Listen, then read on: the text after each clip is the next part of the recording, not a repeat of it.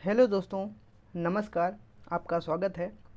हम दोस्तों बात करेंगे 2011 से लेकर 2022 तक यूपीएससी प्रीलिम्स में जीएस फर्स्ट पेपर में जो भी इतिहास सब्जेक्ट के आज बात करेंगे। कला एवं संस्कृति, इतिहास से स्टार्ट करते हैं। तो कला एवं संस्कृति में जितने भी क्वेश्चन पूछे गए हैं सभी को देखेंगे, उनका उत्तर देखेंगे, उनकी व्याख्या देखेंगे। तो चलिए दोस्तों स्टार्ट करते हैं। 2022 का पहला क्वेश्चन था, निम्नलिखित युग्मों पर विचार कीजिए। अशोक के प्रमुख एक तरफ शिलालेखों के स्थान थे तथा दूसरी तरफ वह स्थान जिस राज्य में स्थित है। धौली ओडिशा, एरगुड़ी आंध्र प्रदेश, जौगढ़ मध्य प्रदेश, कालसी कर्नाटक। उपर्युक्त युग्मों में से कितने सही सुमेलित हैं? दोस्तों ए नंबर केवल एक युग, केवल दो युग, केवल तीन युग, सभी चारों युग। तो इसकी दोस्तों उत्तर देखेंगे। उत्तर है इसका बी नंबर, यानी कि केवल दो युग। दोस्तों इसका ए नंबर सही है, धौली ओडिशा में और एरगुड़ी आंध्र प्रदेश में स्थित है। इसकी व्याख्या देख लेते हैं। धौली ओडिशा का एक महत्वपूर्ण प्रारंभिक ऐतिहासिक शहरी केंद्र है। धौली में पाए गए पुरातात्विक अवशेषों ने इसकी प्राचीनता का पता तीसरी शताब्दी ईसा पूर्व विशेष रूप से अशोक के समय में लगाया। धौली ऐतिहासिक महत्व का केंद्र है क्योंकि सम्राट अशोक के प्रसिद्ध शिलालेखों में से एक यहाँ स्थित है। 2013 में भारतीय पुरातत्व सर्वेक्षण ASI ने आंध्र प्रदेश के कुर्नूल जिले में गूटी पाथिकोंडा रोड पर एरगुड़ी के पास अशोक रॉक एडिट साइट की सुरक्षा पर जोर दिया। शिलालेख मौर्य सम्राट अशोक 269 से 231 ईसा पूर्व की महत्वपूर्ण संपदाओं में से एक थे, जिसमें वृहद और छोटे शिलालेख शामिल थे। जौगढ़ एक प्राचीन किला है जो कलिंग प्रांत की मौर्य गढ़वाली राजधानी के रूप में कार्य करता था। जौगढ़ ओडिशा के गंजम जिले में बेरहामपुर और पुरुषोत्तमपुर शहरों के निकट स्थित है। जौगढ़ ओडिशा का एक अन्य स्थान है जहां अशोक का वृहद शिलालेख मौजूद है। इसे कलिंग शिलालेख भी कहा जाता है। जब अशोक ने बौद्ध धर्म को अपनाया उस दौरान कालसी स्थित शिलालेखों में युद्ध के बाद अशोक के मानवीय दृष्टिकोण को लिपिबद्ध किया गया। कालपी उत्तराखंड और हिमाचल प्रदेश के बीच बफर जोन में स्थित है। तो दोस्तों देखते हैं, जो धौली शिलालेख है वो ओडिशा में स्थित है। एरगुड़ी आंध्र प्रदेश में, जौगढ़ भी ओडिशा में स्थित है, ओडिशा। जबकि कालसी दिया गया है उत्तराखंड और हिमाचल प्रदेश के बीच बफर जोन में स्थित है। चलिए दोस्तों अगला क्वेश्चन देखते हैं। क्वेश्चन नंबर 2, प्राचीन दक्षिण भारत में संगम साहित्य के बारे में निम्नलिखित कथनों में से कौन सा एक सही है? संगम कविताओं ने भौतिक संस्कृति का कोई संबंध नहीं है।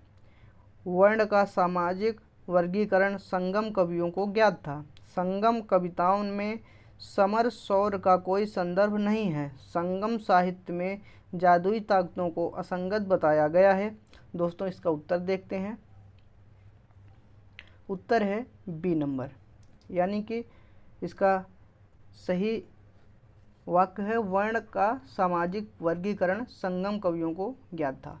इसकी व्याख्या देख लेते हैं दोस्तों। संगम साहित्य के रूप में जानी जाने वाली कविताओं का संग्रह 6 शताब्दियों में लगभग 300 ईसा पूर्व से 300 से ईस्वी तक तमिलों द्वारा विविध सामाजिक पृष्ठभूमि में निर्मित किया गया था।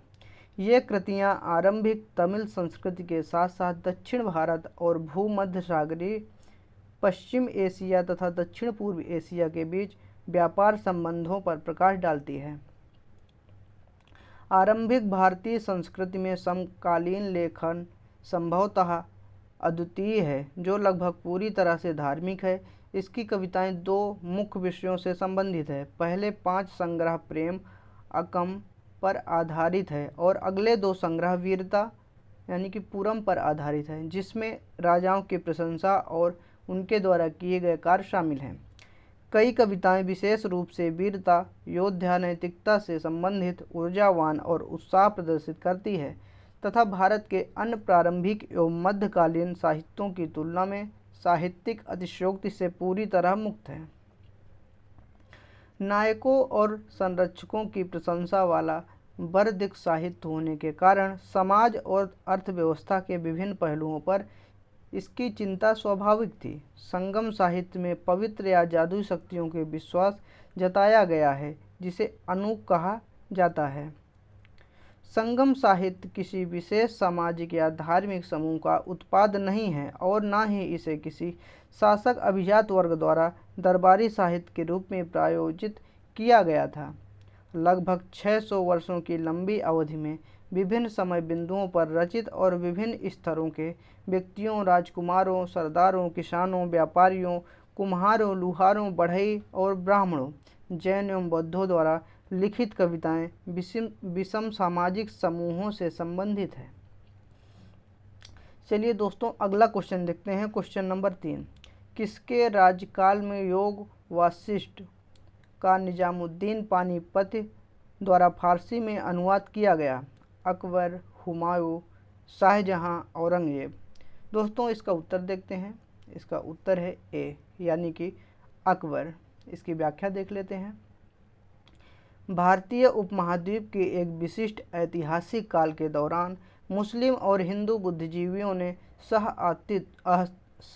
अस्तित्व, संवाद और एक दूसरे के निकटवर्ती उपस्थिति को समझा। उसी समय अनुवाद टीम के प्रयासों के परिणाम संस्कृत लघु योग विसिह को फारसी योग वशिष्ठ के रूप में प्रस्तुत करने में महानगरी इंडो फारसी दरबारी संस्कृति को महत्वपूर्ण योगदान मिला, जो तत्कालीन सम्राट अकबर के प्रोत्साहन के तहत मुगल दरबार में विकसित हुई थी। यह एक ऐसी संस्कृति थी जिसका उद्देश्य मुसलमानों, हिंदुओं और अन्य धार्मिक समूहों के योगदान को एक साथ संश्लेषित करना था। सबसे पहले इन अनुवादों को सम्राट जहांगीर द्वारा व्यक्तिगत रूप से अधिकृत किया गया, जिसे योग वासिष्ठ के रूप में जाना जाता है। इसे 1597 ईस्वी में 3 सहयोगी अनुवादकों की टीम द्वारा पूरा किया गया था, जिसमें मुस्लिम दरबार के विद्वान निजामुद्दीन पानीपति और हिंदू पंडित जगन्नाथ मिश्र बनारसी तथा पठान मिश्रा जाजीपुरी शामिल थे। दोस्तों, अगला क्वेश्चन देखते हैं। क्वेश्चन नंबर 4, हाल ही में हैदराबाद में भारत के प्रधानमंत्री द्वारा रामानुज की आसन मुद्रा में विश्व की दूसरी सबसे ऊंची मूर्ति का उद्घाटन किया गया था। निम्नलिखित कथनों में कौन सा एक रामानुज की शिक्षाओं को सही निरूपित करता है? मोक्ष प्राप्ति का सर्वोत्तम साधन भक्ति था। वेद शासक आत्म प्रतिष्ठित तथा पूर्णतया प्रामाणिक है। तर्क संगत युक्तियाँ सरोज आनंद के मौलिक माध्यम थे। ध्यान के माध्यम से मोक्ष पाया जा सकता था। तो दोस्तों, इसका उत्तर देखते हैं। इसका उत्तर है ए नंबर, यानी कि जो रामानुज की शिक्षाओं का सही निरूपित करता है वह है मोक्ष प्राप्ति का सर्वोत्तम साधन भक्ति था। तो इसकी व्याख्या देख लेते हैं दोस्तों। रामानुज का जन्म 11वीं शताब्दी में तमिलनाडु में हुआ था। वे विष्णु भक्त अलवार संतों से बहुत प्रभावित थे। उनके अनुसार मोक्ष प्राप्त करने का उपाय विष्णु के प्रति अनन्य भक्ति भाव रखना है। भगवान विष्णु की कृपा दृष्टि से भक्त उनके साथ एकाकार होने का परमानंद प्राप्त कर सकता है। रामानुज ने विशिष्टाद्वैत के सिद्धांत का प्रतिपादन किया, जिसके अनुसार आत्मा परमात्मा से जुड़ने के बाद भी अपनी अलग सत्ता बनाए रखती है। रामानुज के सिद्धांत ने भक्ति की नई धारा को बहुत प्रेरित किया, जो परवर्ती काल में उत्तरी भारत में विकसित हुई। दोस्तों, अगला क्वेश्चन देखते हैं। क्वेश्चन नंबर 5, हाल ही में प्रधानमंत्री ने वेरावल में सोमनाथ मंदिर के निकट नए सर्किट हाउस का उद्घाटन किया। सोमनाथ मंदिर के बारे में निम्नलिखित कथनों में से कौन से सही हैं? सोमनाथ मंदिर ज्योतिर्लिंग देव मंदिरों में से एक है। अल बरूनी ने सोमनाथ मंदिर का वर्णन किया है। सोमनाथ मंदिर की प्राण प्रतिष्ठा आज के मंदिर की स्थापना राष्ट्रपति एस राधाकृष्णन द्वारा की गई थी। इसका उत्तर देख लेते हैं दोस्तों। केवल 1 और 2, केवल 2 और 3, केवल 1 और 3, 1, 2 और 3, इसका उत्तर देखते हैं। इसका उत्तर है ए नंबर, यानी कि 1 और 2 सही है। इसकी व्याख्या देख लेते हैं दोस्तों। सोमनाथ मंदिर गुजरात राज्य में भारतीय उपमहाद्वीप के पश्चिम में अरब सागर के तट पर स्थित है। श्री सोमनाथ भारत के 12 आदि ज्योतिर्लिंगों में प्रथम है। इसका उल्लेख अरब यात्री अल बरूनी ने अपने यात्रा वृत्तांत में किया था, जिससे प्रभावित होकर महमूद गजनवी ने 1024 ईस्वी में अपने 5000 सैनिकों के साथ सोमनाथ मंदिर पर हमला कर दिया और उसकी संपत्ति लूट ली, साथ ही मंदिर को पूरी तरह से नष्ट कर दिया। प्राचीन भारतीय शास्त्रीय ग्रंथों पर आधारित सोच से पता चलता है कि पहली बार सोमनाथ ज्योतिर्लिंग की प्राण प्रतिष्ठा आज के मंदिर की स्थापना वैवस्वत मनवंतर के 10वें त्रेता युग के दौरान श्रावण मास की शुक्ल पक्ष की तृतीया तिथि को किया गया था।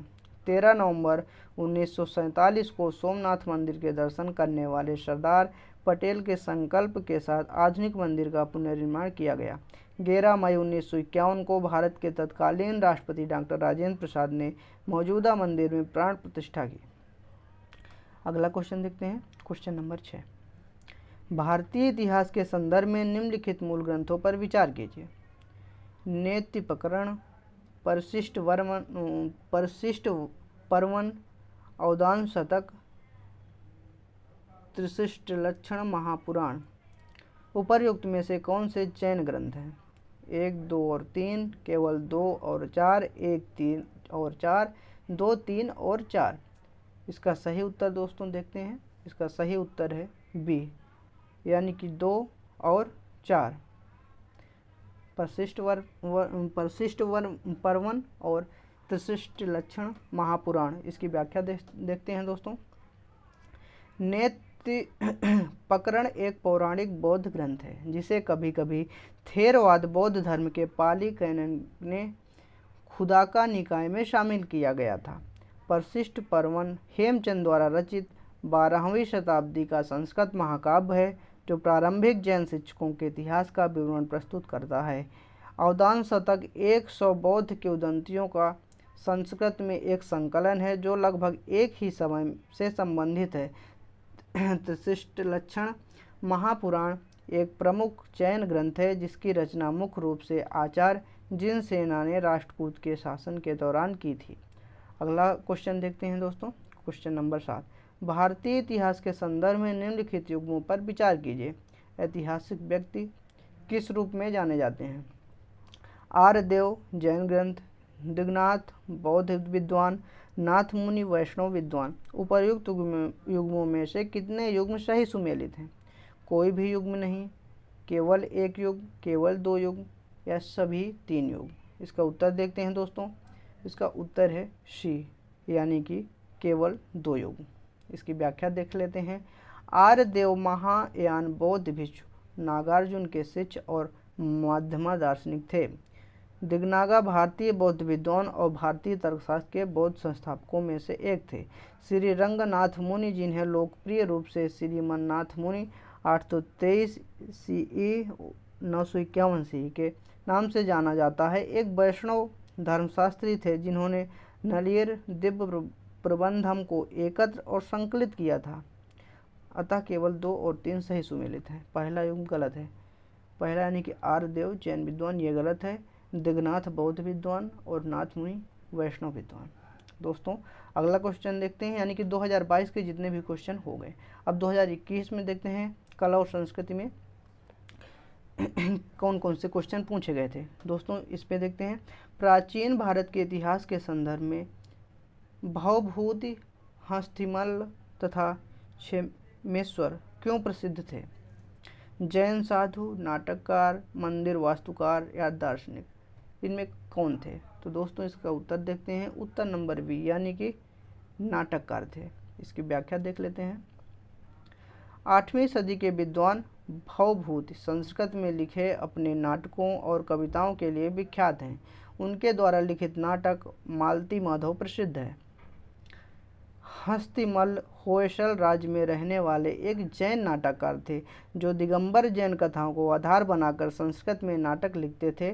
उनके द्वारा कई नाटक लिखे गए जिनमें से 4 नाटक प्राप्त हैं: मैथिली कल्याण, विक्रांत कौरव, अंजना पवनजय और सुभद्रा नाटिका। क्षेमेश्वर एक नाटककार थे जिन्होंने चंड कौशिक नामक नाटक की रचना की थी। इस प्रकार भवभूति, हस्तिमल और क्षेमेश्वर नाटककार थे। अगला क्वेश्चन देखते हैं दोस्तों, निम्नलिखित कथनों में से कौन सा कथन सही है? अजंता गुफाएं बघोरा नदी की घाटी में स्थित है। सांची स्तूप चंबल नदी की घाटी में स्थित है।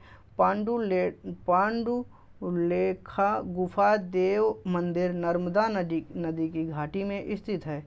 अमरावती स्तूप गोदावरी नदी की घाटी में स्थित है। तो दोस्तों इसका उत्तर देखते हैं, उत्तर है ए, यानी कि अजंता गुफाएं बाघोरा नदी की घाटी में स्थित है। आइए दोस्तों इसकी व्याख्या देखते हैं। अजंता गुफा दक्कन पठार में बाघोर नदी घाटी में स्थित है। सांची स्तूप बेतवा नदी की घाटी में स्थित है। पांडुलेखा गुफालेख मंदिर नासिक में स्थित है जहां गोदावरी नदी का उद्गम स्थल है। अमरावती स्तूप कृष्णा नदी घाटी में स्थित है। अगला क्वेश्चन देखते हैं, क्वेश्चन नंबर 3, ये 2021 में पूछा गया था। मुरैना के समीप स्थित 64 योगिनी मंदिर के संदर्भ में निम्नलिखित कथनों पर विचार कीजिए। यह कच्छ पघात राजवंश के शासनकाल में निर्मित एक वृत्ताकार मंदिर है।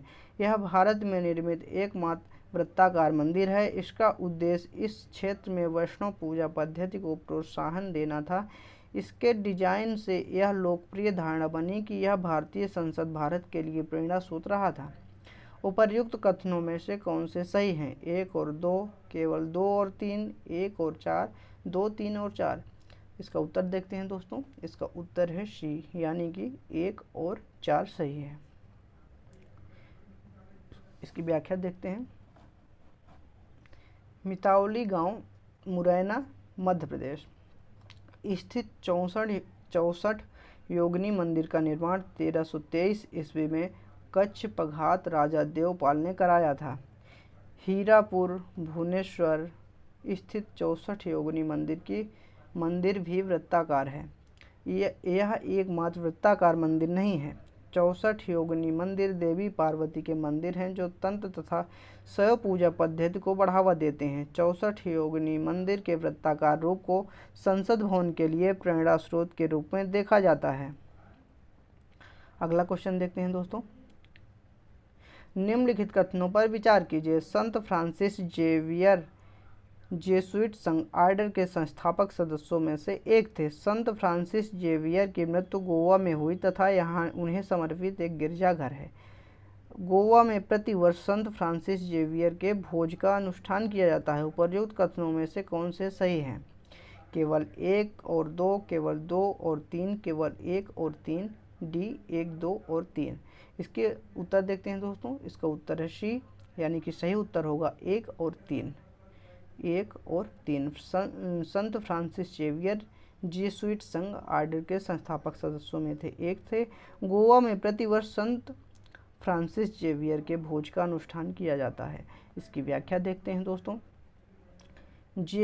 संत फ्रांसिस जेवियर का जन्म स्पेन के जेवियर में हुआ था। वे संत इग्नेशियस के मित्र थे और उन्होंने उनके साथ मिलकर जेसुइट संघ की स्थापना की थी।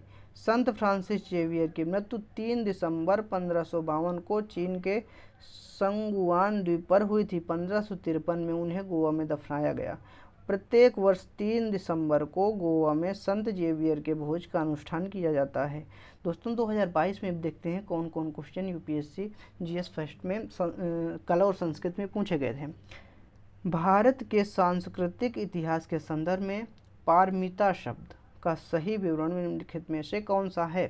सूत्र पद्धति में लिखे गए प्राचीनतम धर्मशास्त्र पाठ, वेदों के प्राधिकार को अस्वीकार करने वाले दार्शनिक संप्रदाय, परिपूर्णताएं जिनकी प्राप्ति से बोधिसत्व पथ प्रशस्त हुआ, आरंभिक मध्यकालीन दक्षिण भारत की शक्तिशाली व्यापारिक श्रेणियां। इसका उत्तर देखते हैं दोस्तों, इसका उत्तर है सी नंबर, यानी कि जो सही वाक्य है वह है परिपूर्णताएं जिनकी प्राप्ति से बोधिसत्व पथ प्रशस्त हुआ। पारमिता शब्द का सही विवरण यह है। इसकी व्याख्या देख लेते हैं।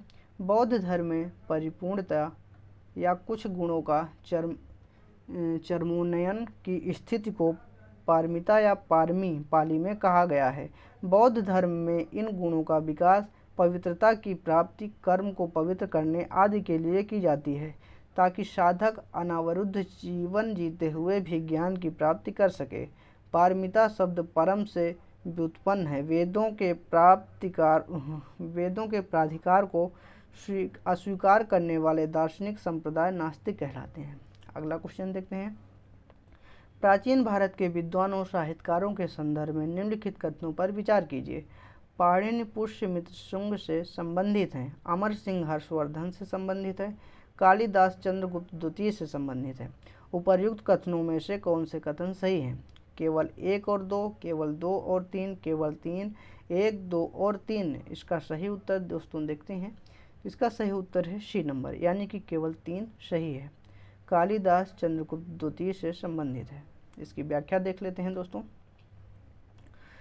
पाणिनि का समय ईसा पूर्व 5वीं शताब्दी है, जबकि पुष्यमित्र शुंग अंतिम मौर्य नरेश बृहद्रथ का प्रधान सेनापति था और उसका समय 184 ईसा पूर्व है। पतंजलि का संबंध पुष्यमित्र शुंग से है, न कि पाणिनि का। इसी तरह अमर सिंह गुप्त सम्राट चंद्रगुप्त द्वितीय के दरबार से संबंधित थे, न कि हर्षवर्धन से। कालिदास संस्कृत भाषा के सर्वश्रेष्ठ कवि एवं नाटककार हैं। यद्यपि उनकी तिथि के विषय में गहरा मतभेद है, फिर भी अधिकांश इतिहासकार उन्हें चंद्रगुप्त द्वितीय का ही दरबारी मानते हैं। चलिए दोस्तों अगला क्वेश्चन देखते हैं। भारत के धार्मिक इतिहास के संदर्भ में निम्नलिखित कथनों पर विचार कीजिए। स्थाविरवादी महायान बौद्ध धर्म से संबंधित है। लोकोत्तरवादी संप्रदाय बौद्ध धर्म के महासंघिक संप्रदाय की एक शाखा है। महासंघिकों द्वारा बुद्ध के देवत्वारोपण के महायान बौद्ध धर्म को प्रोत्साहित किया। उपर्युक्त कथनों में से कौन सा कथन सही है? केवल 1 और 2, केवल 2 और 3, केवल 3, 1, 2 और 3। इसका सही उत्तर देख लेते हैं दोस्तों। इसका सही उत्तर है बी नंबर, यानी कि 2 और 3 कथन सही हैं। लोकोत्तरवादी संप्रदाय बौद्ध धर्म के महासंघिक संप्रदाय की एक शाखा है। और तीसरा है महासंघिकों द्वारा बुद्ध के देवत्वारोपण ने महायान बौद्ध धर्म को प्रोत्साहित किया। इसकी व्याख्या देख लेते हैं दोस्तों। स्थाविरवादी संप्रदाय बौद्ध धर्म के प्रारंभिक संप्रदायों में से एक है। इसका संबंध बौद्ध धर्म की महायान शाखा से नहीं है। लोकोत्तरवादी संप्रदाय बौद्ध धर्म के महासंघिक संप्रदाय की एक शाखा थी। लोकोत्तरवादी बुद्ध की संतति में शास्त्रों धर्मों का अस्तित्व सर्वथा नहीं मानते। इनके मतानुसार सम्यक संबोधि की प्राप्ति के अनंतर बुद्ध के सभी आश्रय अर्थात चित्त, चैतसिक, रूप आदि परावृत्त होकर निराश्रव और लोकोत्तर हो जाते हैं। यहाँ लोकोत्तर शब्द अनाश्रव के अर्थ में प्रयुक्त है। हीनयान संप्रदाय के लोगों ने बौद्ध धर्म की मूलभूत शिक्षाओं पर बल दिया। वे बुद्ध को एक महापुरुष मानते थे और मूर्ति पूजा के विरोधी थे, जबकि बौद्ध धर्म की महासंघिका शाखा द्वारा बुद्ध का देवत्वारोपण किया गया। आगे चलकर महायान संप्रदाय के लोग इसी से प्रेरणा लेकर बुद्ध को भगवान मानकर उनकी पूजा करने लगे। अगला क्वेश्चन दोस्तों देखते हैं। स्वतंत्रता संग्राम के समय लिखी गई सखाराम गणेश देउस्कर की पुस्तक देशेर कथा के संदर्भ में निम्नलिखित कथनों पर विचार कीजिए। इस पुस्तक ने औपनिवेशिक राज्य द्वारा मस्तिष्क की सम्मोहक विजय के विरोध में चेतावनी दी। इस पुस्तक ने स्वदेशी नुक्कड़ नाटकों तथा लोकगीतों को प्रेरित किया। देउस्कर द्वारा देश शब्द का प्रयोग बंगाल क्षेत्र के विशिष्ट संदर्भ में किया गया था। उपर्युक्त कथनों में से कौन से कथन सही हैं? केवल 1 और 2, केवल 2 और 3, केवल 1 और 3, केवल 1, 2 और 3, यानी कि सभी। इसका सही उत्तर देखते हैं दोस्तों। इसका सही उत्तर है ए नंबर, यानी कि केवल 1 और 2 सही है। इस पुस्तक ने औपनिवेशिक राज्य द्वारा मस्तिष्क की सम्मोहक विजय के विरोध में चेतावनी दी। इस पुस्तक ने स्वदेशी नुक्कड़ नाटकों तथा लोकगीतों को प्रेरित किया। इसकी व्याख्या देखते हैं दोस्तों। देशेर कथा द हिंदू अनुवाद देश की बात महान क्रांतिकारी विचारक एवं लेखक सखाराम गणेश देउस्कर द्वारा लिखित क्रांतिकारी बांग्ला पुस्तक है। इस पुस्तक में देश शब्द का प्रयोग बंगाल क्षेत्र के लिए नहीं अपितु संपूर्ण देश के संदर्भ में किया गया है। अतः कथन 3 गलत है। यह पुस्तक 1904 ईस्वी में लिखी गई थी तथा 1910 में अंग्रेजी सरकार द्वारा इसे प्रतिबंधित कर दिया गया था। यानी कि तीसरे जो वाक्य में है, देउस्कर द्वारा देश शब्द का प्रयोग बंगाल क्षेत्र नहीं बल्कि संपूर्ण भारत के लिए किया गया था इसको संदर्भ में। चलिए दोस्तों अगला क्वेश्चन देखते हैं। अस्पृश्य समुदाय के लोगों को लक्षित कर प्रथम मासिक पत्रिका विटाल विध्वंसक के किसके द्वारा प्रकाशित की गई थी? गोपाल बाबा वलंकर, ज्योतिबा फुले, मोहनदास करमचंद गांधी, भीमराव रामजी अंबेडकर। इसका उत्तर देखते हैं दोस्तों। इसका उत्तर है ए नंबर, यानी कि गोपाल बाबा वलंकर। इसकी व्याख्या देख लेते हैं दोस्तों। अस्पृश्य समुदाय के लोगों को लक्षित कर प्रथम मासिक पत्रिका विटाल विध्वंसक गोपाल बाबा वलंकर द्वारा प्रकाशित की गई थी। विटाल विध्वंसक का अर्थ है ब्रह्मांडिक प्रदूषण का विध्वंस। गोपाल बाबा वलंकर 1840 से 1900 एक समाज सुधारक थे। उनका जन्म महाराष्ट्र के एक महार जाति के परिवार में हुआ था। वे ज्योतिराव फुले के समकालीन थे। उन्होंने अछूत लोगों के उद्धार के लिए अनेक कार्य किए। अगला क्वेश्चन देखते हैं दोस्तों। भारत के सांस्कृतिक इतिहास के संदर्भ में निम्नलिखित युग्मों पर विचार कीजिए। परिव्राजक, परित्यागी व भ्रमणकारी, श्रमण, उच्च पद प्राप्त पुजारी, उपासक, बौद्ध धर्म का साधारण अनुगामी, बौद्ध धर्म का साधारण अनुयायी। उपर्युक्त कथनों में से कौन से सही सुमेलित हैं? केवल 1 और 2, केवल 1 और 3, केवल 2 और 3, 1, 2 और 3। इसका सही उत्तर देखते हैं दोस्तों। इसका सही उत्तर है बी नंबर, यानी कि 1 और 3 सही सुमेलित हैं। परिव्राजक यानी कि परित्यागी व भ्रमणकारी, उपासक, बौद्ध धर्म का साधारण अनुगामी। इसकी व्याख्या देख लेते हैं दोस्तों। परिव्राजक सन्यासी या भ्रमणकारी। परिव्राजक शब्द मानस पटल पर कई दृश्य उपस्थित कर सकता है क्योंकि परिव्रजन कई कारणों से होता है। सामाजिक परिप्रेक्ष्य में यह एक साधारण स्थानांतरण है। आर्थिक और धार्मिक परिप्रेक्ष्य में भिक्षार्जन हेतु अथवा आश्रमावस्था का पालन करते हुए संन्यास लिया जाता है, परंतु इसका एक मानसिक कारण भी होता है जिसे सहज आकर्षण कहा जा सकता है। श्रमण जो है, श्रमण परंपरा भारत में प्राचीन काल से जैन, बौद्ध तथा कुछ अन्य पंथों में पाई जाती है। जैन भिक्षु या जैन साधु को श्रमण कहते हैं। उपासक बौद्ध धर्म के अनुयायियों को उपासक और उपासिका कहते हैं। पुरुष अनुयायियों को उपासक और महिला अनुयायियों को उपासिका कहा जाता है। बौद्ध धर्म में उनके अनुयायियों के 2 प्रकार हैं, भिक्षु भिक्षुणी और उपासक उपासनी। दोस्तों 2019 में देखेंगे कौन कौन से क्वेश्चन आए। निम्नलिखित पर विचार कीजिए। बुद्ध में देवत्वारोपण, बोधिसत्व के पथ पर चलना, मूर्ति उपासना तथा अनुष्ठान। उपर्युक्त में से कौन सी विशेषताएं महायान बौद्ध मत की है? केवल 1, केवल 1 और 2, केवल 2 और 3, 1, 2 और 3 यानी कि सभी। इसका उत्तर देखते हैं दोस्तों। इसका सही उत्तर है डी नंबर, यानी कि तीनों विशेषताएं सही हैं। बुद्ध में देवत्वारोपण, बोधिसत्व के पथ पर चलना, मूर्ति उपासना तथा अनुष्ठान। इसकी व्याख्या देखते हैं। महायान बौद्ध धर्म की एक शाखा है। इसमें बुद्ध को देवता के रूप में स्थापित किया गया है। साथ ही मूर्ति पूजा तथा अनुष्ठान की भी मान्यता है। इसके अतिरिक्त इसमें बोधिसत्व के पथ पर चलने की बात की जाती है। महायान गुणों के स्थानांतरण को भी मान्यता देता है। एक महायान है और एक हीनयान है। नोट, महायान का आदर्श बोधिसत्व है। बोधिसत्व का करुणामय माने गए हैं, जो समस्त प्राणियों को प्रबोध के मार्ग पर चलने में सहायता करने के लिए स्वयं की निर्वाण प्राप्ति विलंबित करते हैं। ये मानव अथवा पशु किसी रूप में भी हो सकते हैं। महायान का आदर्श बोधिसत्व अवलोकितेश्वर था, जिसे पद्म पाणि भी कहा जाता है। अमिताभ, मंजुनाथ, इसके अलावा व्रजपाणि, मैत्रेयी, भावी आदि भी बोधिसत्व हैं। अगला क्वेश्चन देखते हैं। किसके राज्य में कल्याण मंडप की रचना मंदिर निर्माण का एक विशिष्ट अभिलक्षण था? चालुक्य, चंदेल, राष्ट्रकूट, विजयनगर। इसकी सही उत्तर देखते हैं दोस्तों। इसका सही उत्तर है डी नंबर, यानी कि विजयनगर। इसका व्याख्या देखते हैं। कल्याण मंडप की रचना विजयनगर साम्राज्य की मंदिर निर्माण शैली का विशिष्ट अभिलक्षण है। इसमें दैवीय विवाहों का आयोजन किया जाता था। कल्याण मंडप।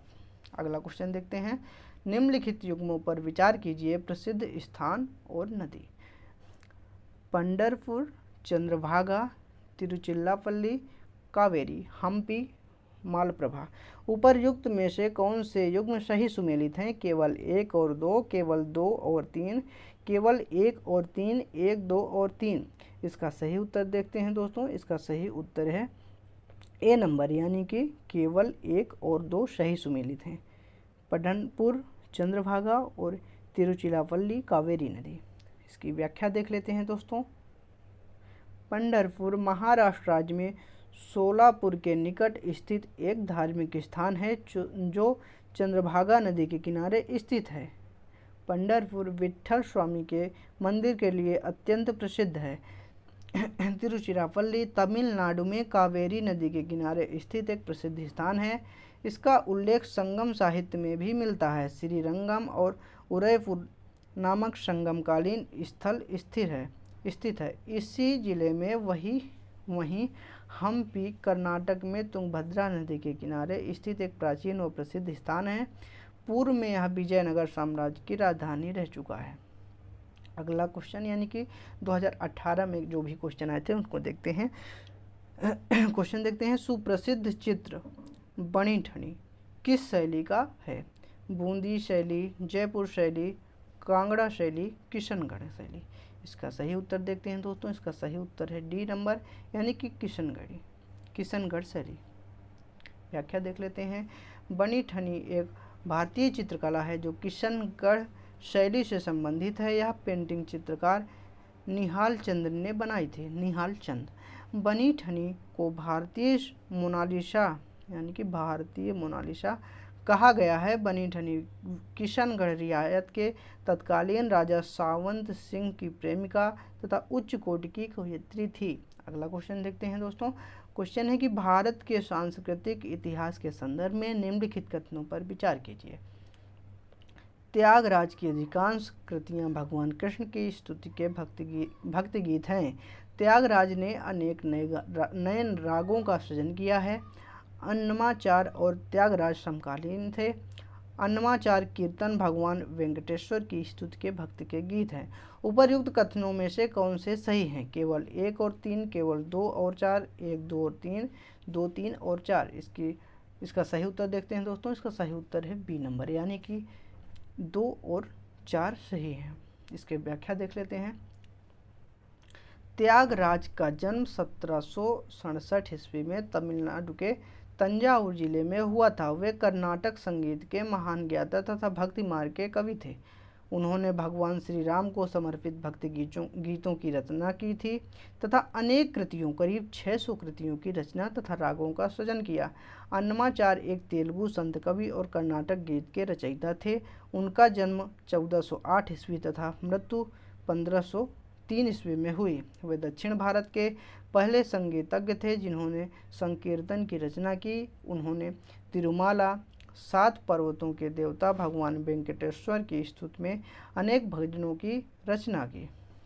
अगला क्वेश्चन देखते हैं दोस्तों। क्वेश्चन, भारत की धार्मिक प्रथाओं के संदर्भ में स्थानकवासी संप्रदाय का संबंध किससे है?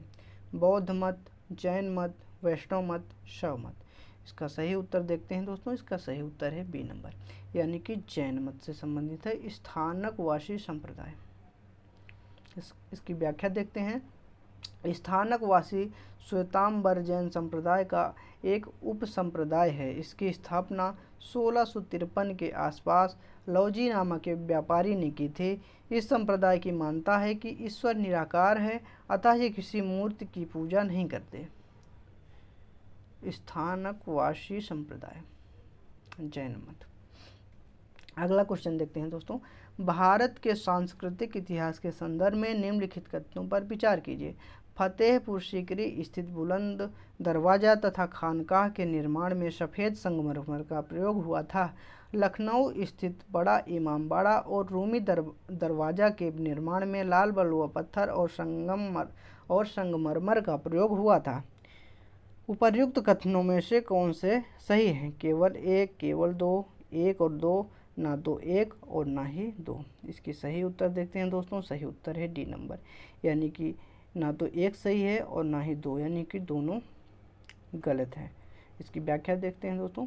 अकबर के शासनकाल में फतेहपुर सीकरी में अनेक निर्माण कार्य किए गए, जिनमें बुलंद दरवाजा एवं खानकाह प्रमुख हैं। इन निर्माण कार्यों में लाल बलुआ पत्थर का प्रयोग हुआ है, न कि सफ़ेद संगमरमर का। लखनऊ स्थित बड़ा इमामबाड़ा और रूमी दरवाजे के निर्माण में ईंट एवं चूना पत्थर का प्रयोग हुआ। अगला क्वेश्चन देखते हैं। भारतीय इतिहास के संदर्भ में निम्नलिखित में से कौन भावी बुद्ध है जो संसार की रक्षा हेतु अवतरित होंगे? अवलोकितेश्वर, लोकेश्वर, मैत्रेयी, पद्मपाणि। इसका सही उत्तर है दोस्तों सी नंबर, यानी कि मैत्रेयी भावी बुद्ध है। इसकी व्याख्या देखते हैं। पाली परंपरा में मैत्रेयी भावी बुद्ध के रूप में जाने जाते हैं। इस परंपरा में यह मानता है कि इनका जन्म तब होगा जब मनुष्यों का औसत जीवन काल 84,000 वर्षों का होगा। 84,000 वर्षों जीवन काल होगा। अगला क्वेश्चन देखते हैं। निम्नलिखित युग्मों पर विचार कीजिए। एक तरफ शिल्प है और किस राज्य की परंपरा है? पुथुकुली शॉल तमिलनाडु, सुजनी कढ़ाई महाराष्ट्र, उप्पाड़ा जामदानी साड़ी कर्नाटक। उपर्युक्त कथनों में से कौन से सही सुमेलित हैं? केवल एक, एक और दो, केवल तीन, दो और तीन। दोस्तों सही उत्तर देखते हैं। सही उत्तर है ए, यानी कि केवल एक।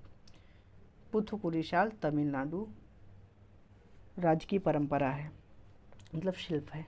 इसकी व्याख्या देखते हैं दोस्तों। पुथुकुली शाल तमिलनाडु से संबंधित है। सुजनी कढ़ाई हस्तशिल्प का संबंध बिहार से है। सुजनी कढ़ाई बिहार, जबकि उप्पाड़ा जामदानी साड़ी का प्रबंध आंध्र प्रदेश से है। ध्यातव्य है कि सुजनी कढ़ाई और उप्पाड़ा जामदानी साड़ी को जीआई टैग प्राप्त है, यानी कि सुजनी कढ़ाई बिहार और उप्पाड़ा जामदानी साड़ी आंध्र प्रदेश। अगला क्वेश्चन देखते हैं दोस्तों। निम्नलिखित युग्मों पर विचार कीजिए। एक तरफ परंपरा है, दूसरी तरफ राज्य है। चपचार कूट त्योहार मिजोरम, खोंगजाम परबा गाथा गीत मणिपुर, थांगटा नृत्य सिक्किम। उपर्युक्त युग्मों में से कौन से सही सुमेलित हैं? केवल एक, एक और दो, केवल तीन, दो और तीन। इसका सही उत्तर है दोस्तों बी नंबर, यानी कि एक और दो। चपचाप कुट त्यौहार मिजोरम में मनाया जाता है और खोंगजाम परबा गाथा गीत मणिपुर में मनाया जाता है। अगला इसकी व्याख्या देख लेते हैं दोस्तों। चपचार कुट मिजोरम में फरवरी मार्च में मनाया जाने वाला कृषि से संबंधित पर्व है। इस समय तक झूम कृषि के लिए खेत साफ कर लिए गए होते हैं। बीजों की बुआई शुरू करने से पहले खाली समय में यह त्यौहार मनाया जाता है। चपचार कुट मिजोरम में कृषि के फसल चक्र से जुड़े 3 त्योहारों में से एक है। अन्य 2 त्यौहार जो मिजोरम मनाया जाता है मिमकुट और पावलकुट है। खोंगजाम परबा मणिपुर में ढोलक ड्रम का उपयोग करके बल्लाड़ गायन की एक शैली है, जिसमें शक्तिशाली ब्रिटिश साम्राज्य के खिलाफ मणिपुरियों द्वारा लड़े गए वीर युद्ध की कहानियाँ दर्शाई जाती है। और थांगटा नृत्य यह मणिपुर की प्राचीन युद्ध कला है। मणिपुरी भाषा में थांग का आशय तलवार से और टा का आशय बर्छी से है।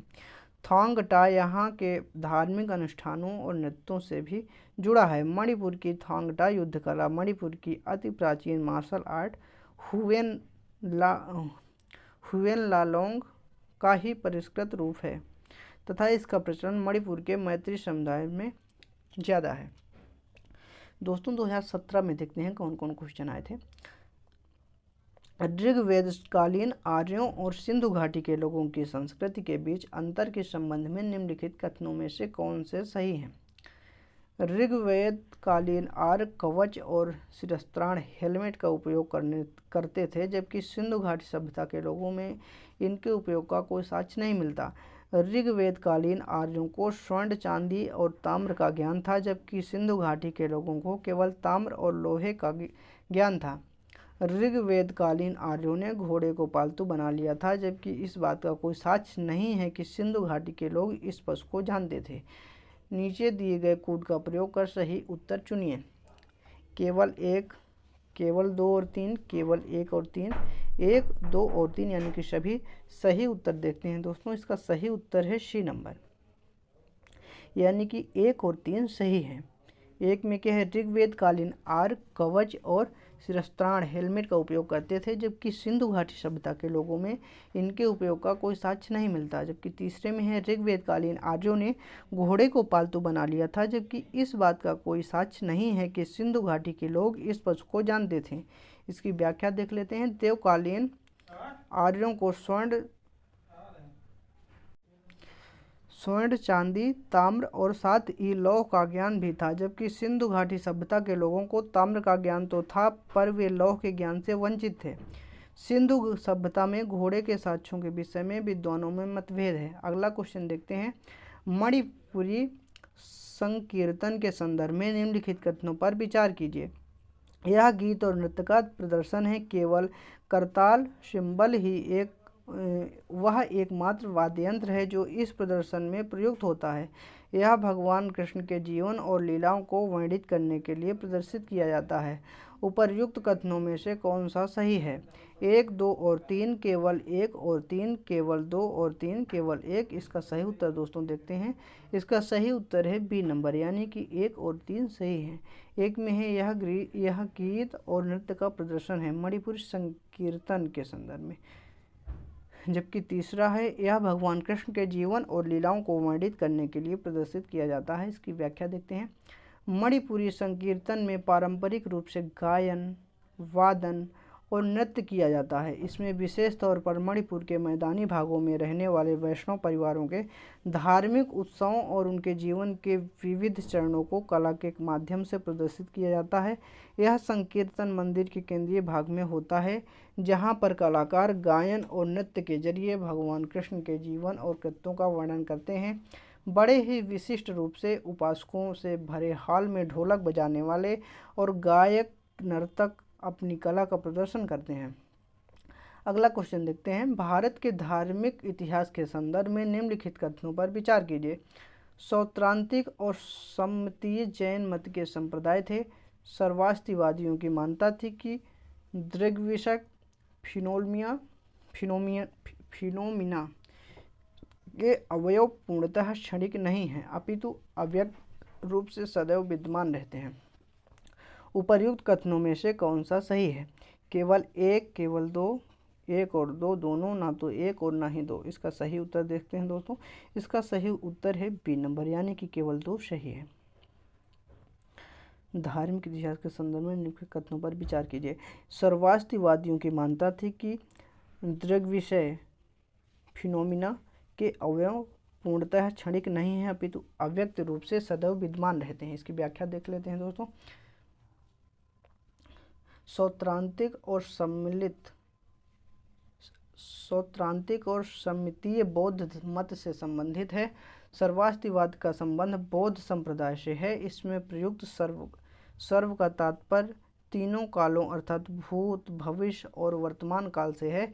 इसकी मान्यता है कि द्रविशक फिनोमिना के अवयव पूर्णतः क्षणिक नहीं हैं बल्कि अव्यक्त रूप से सदैव अस्तित्ववान हैं। अगला क्वेश्चन देखते हैं दोस्तों। अगला क्वेश्चन है, बोधिसत्व पद्मपाणि का चित्र सर्वाधिक प्रसिद्ध है और प्रायः चित्रित चित्रकारी है, जो अजंता में स्थित है, बादामी में है, बाघ में है, एलोरा में है।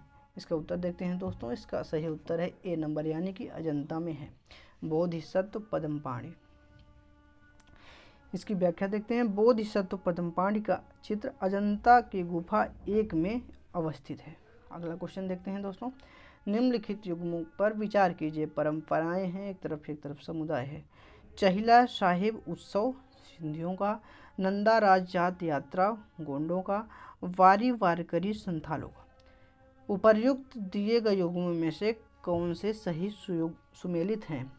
केवल 1, केवल 2 और 3, केवल 1 और 3, उपर्युक्त में से कोई नहीं। इसका सही उत्तर देखते हैं दोस्तों। इसका सही उत्तर है ए नंबर, यानी कि केवल 1 सुमेलित है। चाहिला साहिब उत्सव सिंधियों का, ये दोनों गलत है। इसका उत्तर देखते हैं। चिहिला साहिब उत्सव सिंधियों का उत्सव महाराष्ट्र में मनाया जाता है। नंदा राज जात यात्रा नंदा देवी मंदिर उत्तराखंड, वारी वारकरी विठोबा देवता महाराष्ट्र में मनाया जाता है। अगला क्वेश्चन देखते हैं। निम्नलिखित में से कौन से सूर्य मंदिर के लिए विख्यात है? अरसवल्ली, अमरकंटक, ओंकारेश्वर। नीचे दिए गए कूट का प्रयोग कर सही उत्तर चुनिए। केवल 1, केवल 2 और 3, केवल 1 और 3, 1, 2 और 3। इसका सही उत्तर देखते हैं दोस्तों। इसका सही उत्तर है ए नंबर, यानी कि केवल 1 सही है। अरसवल्ली सूर्य मंदिर के लिए विख्यात है। इसकी व्याख्या देखते हैं दोस्तों। असरवल्ली सूर्य मंदिर आंध्र प्रदेश, श्रीकाकुलम जिला।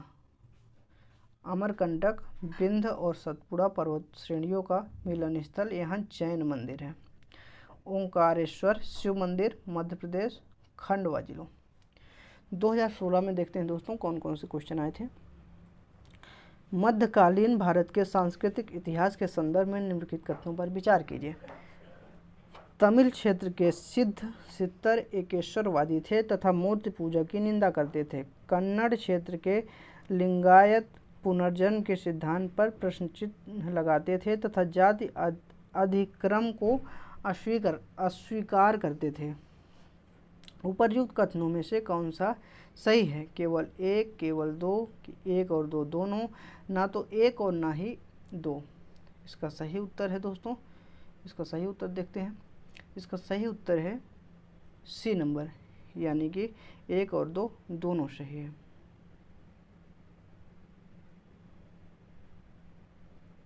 तमिल 1 और 2 दोनों सही है। तमिल क्षेत्र के सिद्ध एकेश्वरवादी थे तथा मूर्ति पूजा की निंदा करते थे।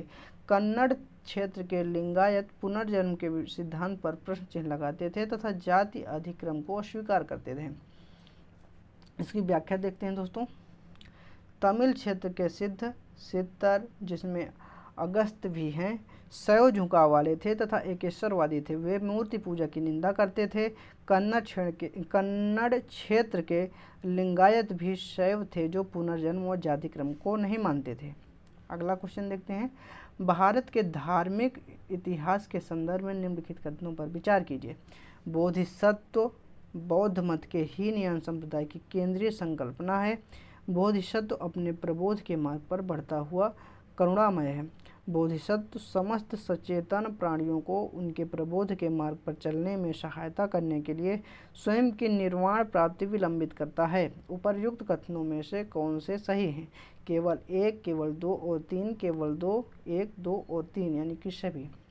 इसका सही उत्तर देखते हैं दोस्तों। सही उत्तर है बी नंबर, यानी कि केवल 2 और 3 सही है। 2 और 3। इसकी व्याख्या देखते हैं। बौद्ध धर्म के महायान संप्रदाय का आदर्श बोधिसत्व है। बोधिसत्व दूसरे के कल्याण को प्राथमिकता देते हुए अपने निर्वाण में विलंब करते हैं। हीनयान का आदर्श अरहत पद को प्राप्त करना है। जो व्यक्ति अपनी साधना से निर्वाण की प्राप्ति करते हैं उन्हें अरहत कहा गया है। बोधिसत्व का मत अनुसरण करने वाले लोग मुख्यतः पूर्वी एशिया में फैले हुए हैं। तिब्बत, चीन, मंगोलिया, ताइवान, कोरिया, जापान एवं दक्षिण पूर्व वियतनाम में भी हैं। इनकी अच्छी खासी संख्या पाई जाती है। इस अवधारणा का प्रसार अब पश्चिमी देशों में भी होने लगा। बोधिसत्व शब्द मूलतः संस्कृत के बोधि, जागना या ज्ञानोद्दीप्ति और सत्य चेतन जीवावस्था से मिलकर बना है। वहीं हीन शाखा स्वयं के निर्माण पर केंद्रित रहती है। अगला क्वेश्चन देखते हैं। अजंता और महाबलीपुरम के रूप में ज्ञात दो ऐतिहासिक स्थानों में कौन सी बात समान है? दोनों एक ही समय काल में निर्मित हुए थे, दोनों का एक ही धार्मिक संप्रदाय से संबंध है, दोनों में शिलाकृत स्मारक है। नीचे दिए गए कूट का प्रयोग कर सही उत्तर चुनें। केवल 1 और 2, केवल 3, केवल 1 और 3 उपर्युक्त कथनों में से कोई भी सही नहीं। इसका सही उत्तर दोस्तों देखते हैं। इसका सही उत्तर है बी नंबर, यानी कि केवल 3। अजंता और महाबलीपुरम दो स्थानों में ये समान है कि दोनों में शिलाकृत स्मारक है, सिर्फ इतना ही समान है। इसकी व्याख्या देखते हैं दोस्तों। अजंता की कलाकृतियाँ जहाँ ईसा पूर्व दूसरी शताब्दी तक मिलती है, वहीं महाबलीपुरम 7वीं सदी के मध्य में कलाकृतियों का निर्माण देखने को मिला है। पुनः अजंता की कलाकृतियों में बौद्ध संप्रदाय को महत्व मिला है, तो महापुरम में हिंदू मंदिर यानी कि विष्णु शिव मंदिर आदि का प्रमाण मिलता है। अजंता और महाबलीपुरम दोनों में शिलाकृत स्मारक है, ये कॉमन चीज़ है। जबकि उसमें अजंता में बौद्ध संप्रदाय को महत्व ज़्यादा है, तो महाबलीपुरम में हिंदू मंदिर, और अजंता दूसरी शताब्दी ईसा पूर्व की कलाकृतियाँ हैं, तथा महाबलीपुरम 7वीं सदी के में कलाकृतियों का निर्माण देखने को मिलता है। तो दोस्तों इस तरह 2016 तक ने हम देख लिए जितने भी क्वेश्चन आए थे। अब दोस्तों अगला देखते हैं 2015 में कौन कौन क्वेश्चन आए हैं कला और संस्कृति में। हाल ही में निम्नलिखित में से किस एक भाषा को शास्त्रीय भाषा क्लासिकल लैंग्वेज का दर्जा स्टेटस दिया गया है? उड़िया, कोंकणी, भोजपुरी, असमिया। तो इसका सही उत्तर है दोस्तों ए नंबर, यानी कि उड़िया भाषा को शास्त्रीय भाषा का दर्जा दिया गया है। भारत सरकार द्वारा अब 6 भाषाओं को शास्त्रीय भाषा क्लासिकल लैंग्वेज का दर्जा दिया गया है। तमिल 2004 में, संस्कृत 2005 में, तेलुगु 2008 में, कन्नड़ 2008 से, मलयालम 2013 से, उड़िया 2014 से। तो दोस्तों 2014 में शास्त्रीय भाषा का दर्जा दिया गया था, और करंट में 2015 में पूछा गया था क्वेश्चन। किसी भाषा को शास्त्रीय भाषा घोषित करने के लिए सरकार ने निम्नलिखित मानदंड तय किए हैं। उस भाषा की आरंभिक लिखित सामग्री अवलिखित इतिहास बहुत प्राचीन होना चाहिए, 1500 से 2000 वर्षों से अधिक पुराना। उस भाषा को बोलने वाली पीढ़ियाँ उस भाषा के साहित्य लिखित सामग्री को मूल्यवान विरासत समझती हों। उसकी साहित्य परंपरा मौलिक हो तथा किसी अन्य बोली समुदाय से ग्रहण की हुई ना हो। शास्त्रीय भाषा और साहित्य आधुनिकता से अलग होने के कारण शास्त्रीय भाषा और इससे निकलने वाली दूसरी भाषाओं के बीच अंतर भी हो सकता है। अगला क्वेश्चन देखते हैं। निम्नलिखित युग्मों पर विचार कीजिए। एक तरफ है तीर्थ स्थान और दूसरी तरफ है अवस्थिति। श्रीशैलम, नलमल्ला पहाड़ियाँ, ओंकारेश्वर, सतमाला पहाड़ियाँ, पुष्कर, महादेव पहाड़ियाँ। उपर्युक्त में से कौन से युग्म सही सुमेलित हैं? केवल 1, केवल 2 और 3, केवल 1 और 3, केवल 1, 2 और 3। इसका सही उत्तर देखते हैं दोस्तों। इसका सही उत्तर है ए नंबर, यानी कि केवल 1 सही सुमेलित है। श्रीशैलम नलमल्ला पहाड़ियाँ में स्थित है। इसके व्याख्या देख लेते हैं दोस्तों। उपर्युक्त तीर्थ स्थान और उसकी अवस्थिति में श्रीशैलम का संबंध नलमल्ला की पहाड़ियों से है। श्रीशैलम नलमल्ला पहाड़ियों पर अवस्थित है। यह एक प्रसिद्ध ज्योतिर्लिंग है। यहाँ शिव की आराधना मल्लिकार्जुन नाम से की जाती है। यह आंध्र प्रदेश के कुर्नूल जिले में स्थित है। श्रीशैलम शक्तिपीठ 51 शक्तिपीठों में से एक है। पुराणों की मान्यता के अनुसार शक्तिपीठ वही अस्तित्व में आए जहाँ जहाँ सती के अंग के टुकड़े, उनके धारण किए वस्त्र व आभूषण गिरे। ओंकारेश्वर मध्य प्रदेश में स्थित है, जबकि सतमाला की पहाड़ियाँ भारत के पश्चिमी राज्य महाराष्ट्र में फैली हुई है। ओंकारेश्वर मंदिर भगवान विष्णु के 12 ज्योतिर्लिंगों में से एक है। यह स्थान हिंदू पवित्र चिन्ह ओम के आकार में बना है। यहाँ ओंकारेश्वर व अमरेश्वर दो मंदिर स्थित हैं। महादेव की पहाड़ियाँ मध्य प्रदेश में स्थित है, जबकि पुष्कर राजस्थान में अरावली पहाड़ियों पर स्थित है। अजमेर शहर में स्थित पुष्कर में ब्रह्मा जी का एक मंदिर है। यहाँ कार्तिक पूर्णिमा को पुष्कर मेला लगता है। इससे बड़ी संख्या में देशी विदेशी पर्यटन भी आते हैं। पुष्कर जैनियों का भी प्रसिद्ध तीर्थ स्थल है। जैनियों की वंशावलियों में यह क्षेत्र पद्मावती के नाम से जाना जाता है। जिनदत्त सूरी ने यहाँ की यात्रा की व लोगों की दीक्षा दी। यह क्षेत्र ऊँटों के व्यापार मेले के लिए भी जाना जाता है। अगला क्वेश्चन दोस्तों देखते हैं, भारत के कला और पुरातात्विक इतिहास के संदर्भ में निम्न में से एक का सबसे पहले निर्माण किया गया था। भुवनेश्वर स्थित लिंगराज मंदिर, धौली स्थित शैलकृत हाथी, महाबलीपुरम स्थित शैलकृत स्मारक, उदयगिरी स्थित वाराह मूर्ति। इसका सही उत्तर देखते हैं दोस्तों। इसका सही उत्तर है बी नंबर, यानी कि धौली स्थित शैलकृति हाथी सबसे पहले निर्माण किया गया था। दिए गए उपरोक्त 4 विकल्प दिए गए हैं, इनमें से सबसे पहले धौली स्थित शैलकृत हाथी का निर्माण किया गया था। व्याख्या देख लेते हैं। एक तरफ है कलाकृति, एक तरफ है निर्माण काल। लिंगराज मंदिर 11वीं शताब्दी में, धौली का शैलकृत हाथी 3री शताब्दी में, महाबलीपुरम का स्मारक 7वीं 8वीं शताब्दी तथा उदयगिरी की वराह मूर्ति गुप्तकालीन थे। धौली भुवनेश्वर स्थित शैलकृत हाथी का निर्माण अशोक के समय लगभग 260 ईसा पूर्व में कराया गया था। यह केवल 4 फीट ऊंची प्रतिमा है, परंतु नीचे से देखने पर यह स्मारकीय प्रतीत होती है। लिंगराज मंदिर ओडिशा की राजधानी भुवनेश्वर में स्थित है। भगवान त्रिभुवनेश्वर को समर्पित मंदिर का वर्तमान स्वरूप 11वीं शताब्दी में अस्तित्व में आया। उदयगिरी की गुफाएं विदिशा मध्य प्रदेश से 4 किलोमीटर दूरी पर स्थित है। ये 4 से 5वीं सदी में निर्मित है। गुफा क्रमांक 5 में विष्णु को वाराह अवतार में संकीर्ण किया गया है। उदयगिरी की गुफा संख्या 5 को वाराह गुफा के नाम से जाना जाता है। यहाँ पत्थर को काटकर एक वाराह अवतार की मूर्ति बनाई गई थी। मूर्ति का मुख वाराह के रूप में है तथा शेष हिस्सा मानवाकृति का है। पुराणों के अनुसार वाराह भगवान ने हिरण्याक्ष राक्षस से पृथ्वी का उद्धार किया। उदयगिरी की गुफाएं ओडिशा में भुवनेश्वर और कटक जिले के निकट से भी प्राप्त हुई हैं।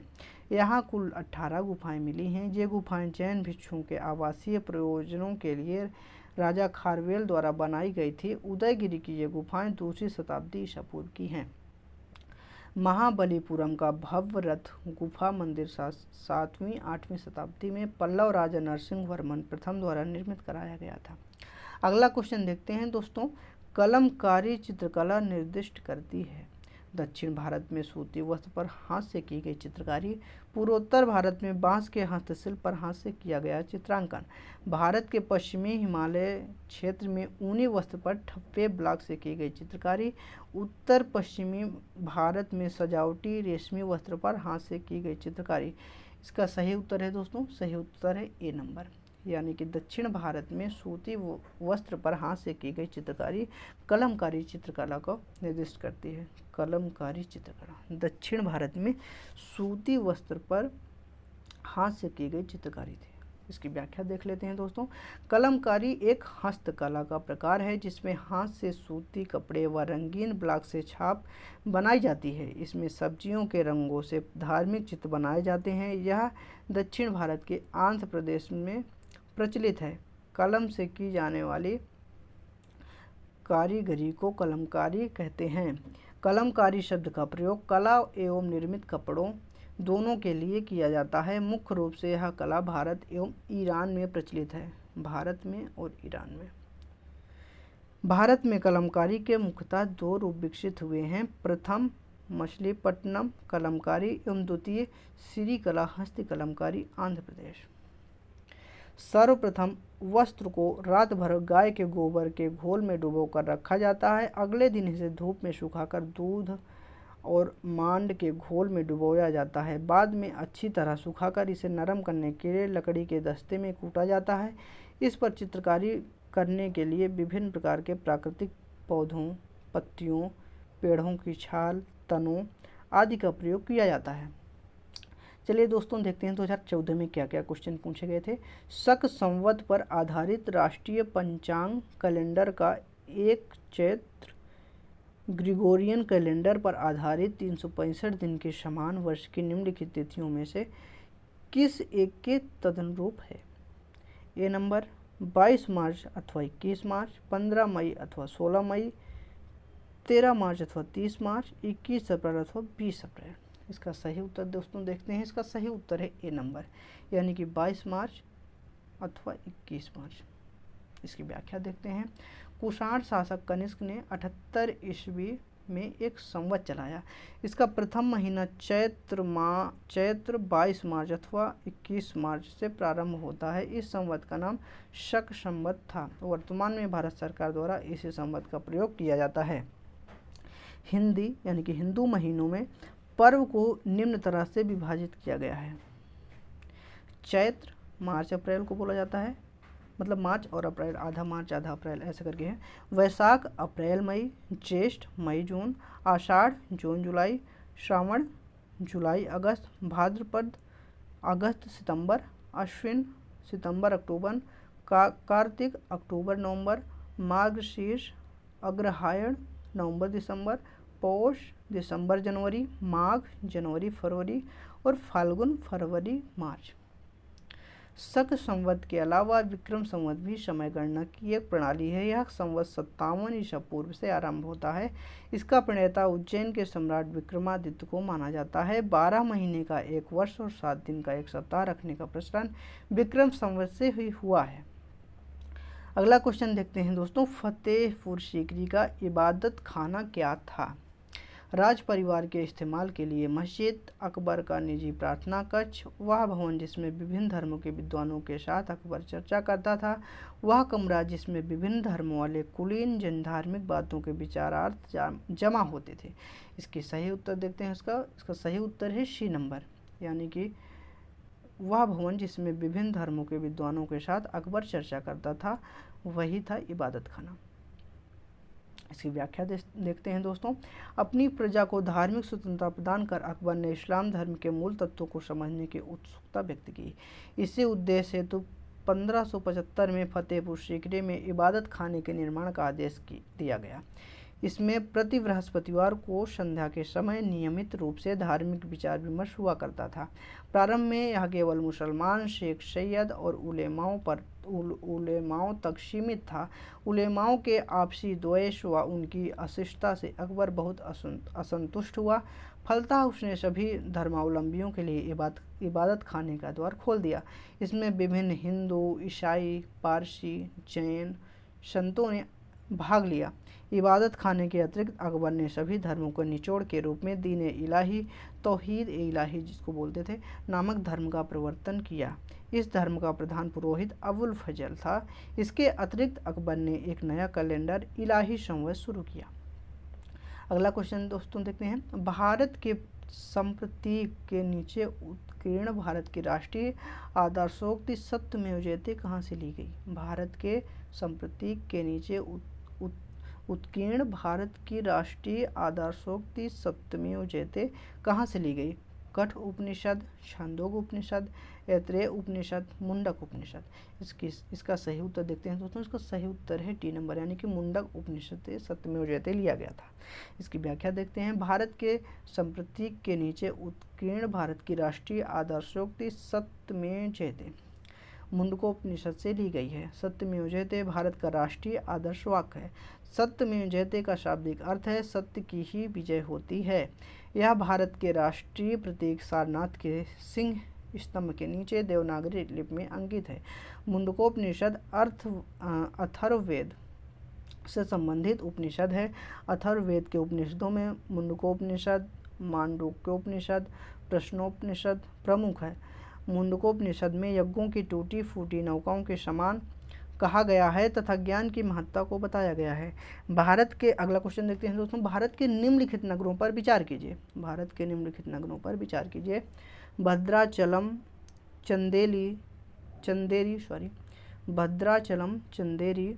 कांचीपुरम, करनाल। उपर्युक्त कथनों में से कौन से पारंपरिक साड़ी वस्त्र उत्पादन के लिए विख्यात हैं? केवल 1 और 2, केवल 2 और 3, 1 2 और 3, 1 3 और 4। इसका सही उत्तर देखते हैं दोस्तों। इसका सही उत्तर है बी नंबर, यानी कि केवल 2 और 3, 2 और 3 साड़ी वस्त्र उत्पादन के लिए विख्यात थे, चंदेरी और कांचीपुरम। इसकी व्याख्या देखते हैं दोस्तों। अलग अलग शैलियों की साड़ियों में कांचीवरम साड़ी, बनारसी साड़ी, पटोला साड़ी और हकोबा मुख्य है। मध्य प्रदेश की चंदेरी, महेश्वरी, असम की मूंगा रेशम, उड़ीसा की बोमकई, राजस्थान की बंधेज, गुजरात की गठोड़ा व पटोला, बिहार की तसर, छत्तीसगढ़ी कोशा रेशमी साड़ी, महाराष्ट्र की पैठानी, तमिलनाडु की कांचीवरम, उत्तर प्रदेश की तांची, जामदानी, जामवर, बनारसी व पश्चिम बंगाल की बालूचेरी प्रमुख है। भद्राचलम तेलंगाना में अवस्थित है। यह श्री रामचंद्र सीता स्वामी मंदिर के कारण प्रसिद्ध है। करनाल हरियाणा राज्य का एक शहर है जो यमुना नदी के किनारे करनाल हरियाणा राज्य का एक शहर है जो यमुना नदी के प्राचीन किनारे के ऊंचे भाग पर स्थित है। यहाँ कंबल और जूते का उद्योग काफ़ी उन्नत अवस्था में है। अगला क्वेश्चन देखते हैं दोस्तों।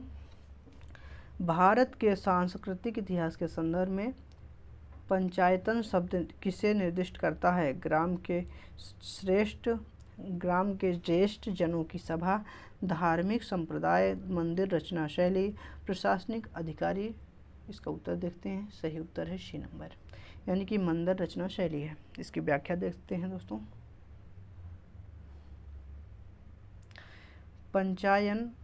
पंचायतन शब्द मंदिर रचना शैली से संबंधित है। यह एक हिंदू मंदिर तब पंचायतन शैली का कहलाता पंचायतन शब्द मंदिर रचना शैली से संबंधित है। एक हिंदू मंदिर तब पंचायतन शैली का कहलाता है जब मुख्य मंदिर 4 सहायक मंदिरों से घिरा हुआ होता है। आमतौर पर हिंदू मंदिर पश्चिम पूर्व धुरी के समान बनाया जाता है। ऐसे में 4 सहायक मंदिर उत्तर पूर्व, दक्षिण पश्चिम व उत्तर पश्चिम में स्थित होते हैं। पंचायतन मंदिरों के उदाहरण हैं कंदरिया महादेव खजुराहो, ब्रह्मेश्वर मंदिर भुवनेश्वर, लक्ष्मण मंदिर खजुराहो, लिंगराज मंदिर भुवनेश्वर, दशावतार मंदिर देवगढ़ उत्तर प्रदेश, गोंडेश्वर मंदिर महाराष्ट्र। भारत के मंदिरों को निर्माण शैली के आधार पर 3 भागों में विभाजित किया जाता है। नागर शैली के मंदिर उत्तर भारतीय शैली, द्रविड़ शैली के मंदिर दक्षिण भारतीय शैली तथा बेसर शैली के मंदिर मिश्रित शैली के हैं। निम्नलिखित युग्मों, अगला क्वेश्चन दोस्तों देखते हैं। निम्नलिखित युग्मों में से कौन सा एक भारतीय षड दर्शन का भाग नहीं है? मीमांसा और वेदांत, न्याय और वैदेशिक, लोकायत और कापालिक, सांख्य और योग। इसका सही उत्तर देखते हैं दोस्तों। इसका सही उत्तर है सी नंबर, यानी कि लोकायत और कापालिक षड दर्शन का भाग नहीं है। मीमांसा और वेदांत, न्याय और वैदेशिक, सांख्य और योग ये सभी षड दर्शन का हिस्सा है। इसकी व्याख्या देख लेते हैं दोस्तों। षड दर्शन का अस्तित्व दर्शन के नाम से ही जाना जाता है। इसकी संख्या 6 है। हिंदू धर्म में दर्शन की अत्यंत प्राचीन परंपरा रही है। वेदों की सत्ता को स्वीकार करने के कारण षड दर्शनों को आस्तिक दर्शन कहा जाता है। हिंदू दार्शनिक परंपरा में विभिन्न प्रकार के आस्तिक दर्शनों के अलावा अनिश्वरवादी और भौतिकवादी दार्शनिक परंपराएं भी विद्यमान रही। षड दर्शन एवं उनके प्रणेता सांख्य महर्षि कपिल, न्याय दर्शन महर्षि गौतम, योग दर्शन महर्षि पतंजलि, वैशेषिक दर्शन महर्षि कणाद, पूर्व मीमांसा महर्षि जैमिनी, वेदांत उत्तर मीमांसा महर्षि बादरायण। लोकायत अथवा चावकी दर्शन एक प्राचीन भौतिकवादी नास्तिक दर्शन है। यह केवल प्रत्यक्ष प्रमाण को मानता है तथा परलौकिक सत्ताओं को स्वीकार नहीं करता। कापालिक एक तांत्रिक शैव संप्रदाय है जिसमें वामाचार अपने चरम रूप में पाया जाता है। अगला क्वेश्चन दोस्तों देखते हैं। निम्नलिखित भाषाओं पर विचार कीजिए। गुजराती, कन्नड़, तेलुगु। उपर्युक्त में से किनको सरकार ने क्लासिक भाषा या भाषाएं घोषित किया है? केवल 1 और 2, केवल 3, केवल 2 और 3, केवल 1 2 3 यानी कि सभी। इसका सही उत्तर देखते हैं दोस्तों। इसका सही उत्तर है सी नंबर, यानी कि 2 और 3 कन्नड़ और तेलुगु को क्लासिक भाषा घोषित किया है। व्याख्या देख लेते हैं। भारत सरकार ने शास्त्रीय भाषा की पात्रता निर्धारित करने हेतु निम्न मापदंड स्थापित किए हैं। अपने ग्रंथों इतिहास की 1500 से 2000 वर्ष की अवधि की उच्च पुरातनता, प्राचीन साहित्य ग्रंथों का एक ढांचा जो वक्ताओं की पीढ़ियों में मूल्यवान धरोहर माना जाता हो, साहित्यिक परंपरा मूल हो तथा अन्य भाषिक समुदाय से उधार नहीं ली गई हो। शास्त्रीय भाषा में निम्न 6 भाषाएं सम्मिलित है: तमिल 2004 में, संस्कृत 2005 में, तेलुगु 2008 में, कन्नड़ 2008 से, मलयालम 2013 से, उड़ीसा 2013 से। ये क्वेश्चन 2015 में पूछा गया था, अगर आपको याद हो, अभी बात किए हैं। अगला क्वेश्चन देखते हैं। भारत की कला व संस्कृति के इतिहास के संबंध में निम्नलिखित युग्मों पर विचार कीजिए। एक तरफ है विख्यात मूर्ति शिल्प तथा एक तरफ है स्थल। बुद्ध के महापरिनिर्वाण की एक भव्य प्रतिभा जिसमें ऊपर की ओर अनेक देवी संगीतज्ञ तथा नीचे की ओर उनके दुखी अनुयायी दर्शाए गए हैं। ये अजंता। प्रस्तर व उत्कीर्ण विष्णु के वराह अवतार की विशाल प्रतिमा जिसमें वह देवी पृथ्वी को गहरे विशुद्ध सागर से उबारते दर्शाए गए हैं। माउंट आबू। विशाल गोलाश्म व उत्कीर्ण अर्जुन की तपस्या गंगा अवतरण। मामल्लपुरम। उपर्युक्त युग्मों में से कौन से सही सुमेलित हैं? केवल 1 और 2, केवल 3, केवल 1 और 3, 1, 2 और 3, यानी कि सभी सही उत्तर देखते हैं। इसका सही उत्तर है सी नंबर, यानी कि 1 और 3 सही है, सही सुमेलित हैं। 1 में है बुद्ध के महापरिनिर्वाण की एक भव्य प्रतिभा जिसमें ऊपर की ओर अनेक देवी संगीतज्ञ तथा नीचे की ओर उनके दुखी अनुयायी दर्शाए गए हैं। अजंता में ये मिलता है। अजंता में विख्यात मूर्ति है। विशाल गोलाश्मपद उत्कीर्ण अर्जुन की तपस्या गंगा अवतरण, ये मामल्लपुरम में है। इसकी व्याख्या देख लेते हैं दोस्तों। बुद्ध के महापरिनिर्वाण की एक भव्य प्रतिभा अजंता में पाई गई है। इसमें ऊपर की ओर अनेक देवी संगीतज्ञ तथा नीचे की ओर दुखी अनुयायी दर्शाए गए हैं। प्रस्तर तथा उत्कीर्ण विष्णु के वराह अवतार को विशाल प्रतिमा उदयगिरि की गुफाओं मध्य प्रदेश में पाई गई हैं। इसमें भगवान वराह देवी पृथ्वी को गहरे विशुद्ध सागर में उबालते दर्शाए गए हैं। उदयगिरि मध्य प्रदेश की गुफा संख्या 5 को वाराह गुफा के नाम से जाना जाता है। यहाँ पत्थर को काटकर एक वाराह अवतार की मूर्ति बनाई गई है।